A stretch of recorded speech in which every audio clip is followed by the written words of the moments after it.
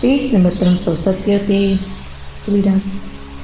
सोवत प्रभु ही निहारी निषादु पयऊ प्रेम बस हृदय विषादु तनु पुलकित जलु लोचन बहाई बचन सप्रेम लखन सन कहाई।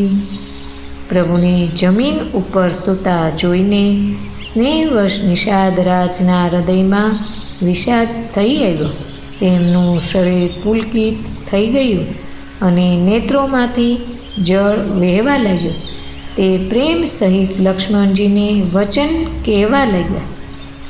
ભૂપતિ ભવન શુભાય સુહાવા સુરપતિ સદનું પટતર પાવા મણિમય રચિત ચારુ ચૌબારે જનુરતિપતિ નિજ હાથ સવારે।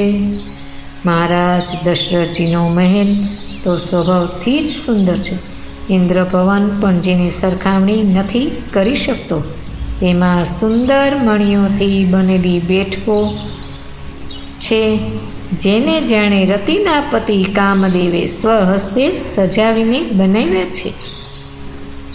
શુચિ સુબિચિત્ર સુભોગમય સુમન સુગંધ સુબાસ પલંગ મંજુમનિ દીપ જહ સબ વિધિ સકલ સુપાસ। જે પવિત્ર ઘણા જ વિલક્ષણ સુંદર ભોગ પદાર્થોથી પૂર્ણ અને ફૂલોની સુગંધથી સુવાસિત છે, જ્યાં સુંદર પલંગ અને મણીઓના દીપક છે તથા દરેક જાતનું પૂરું આરામ છે।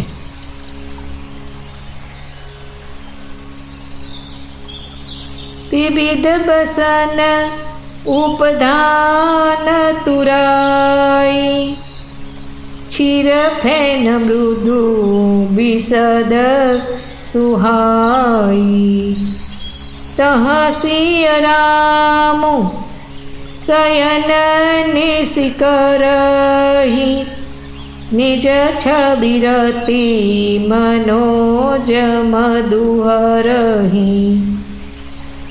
જ્યાં અનેક વસ્ત્ર તકિયા અને ગાદલા છે, જે દૂધના ફેણ જેવા કોમળ, નિર્મળ અને સુંદર છે, ત્યાં શ્રી સીતાજી અને શ્રી રામચંદ્રજી રાત્રિએ સૂઈ જતા હતા અને પોતાની શોભાથી રતિ અને કામદેવના ગર્વનું હરણ કરતા હતા।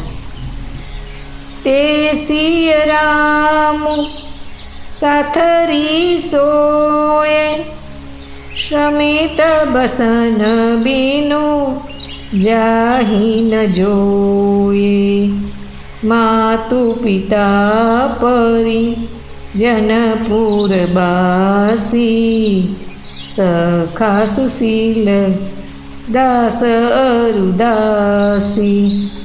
તે શ્રી સીતા અને શ્રી રામજી આજે ઘાસ ફૂસની પથારી પર થાકેલા વસ્ત્ર વિન્યા સૂતા છે।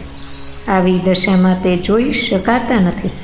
માતા પિતા, કુટુંબી, પૂરવાસી, મિત્ર, સારા શીલ સ્વભાવના દાસ અને દાસીઓ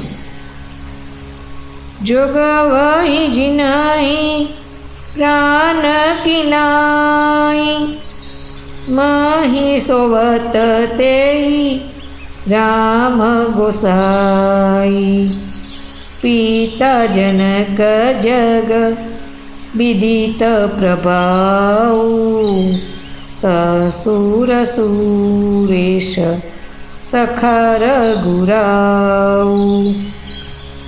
બધા જેમની પોતાના પ્રાણોની જેમ સાર સંભાળ રાખતા હતા, તે પ્રભુ શ્રી રામચંદ્રજી આજે પૃથ્વી પર સૂઈ રહ્યા છે। જેમના પિતા જનકજી છે, જેમનો પ્રભાવ જગતમાં પ્રસિદ્ધ છે, જેમના સસરાજી ઇન્દ્રના મિત્ર રઘુરાજ દશરથજી છે. અસ્તુ.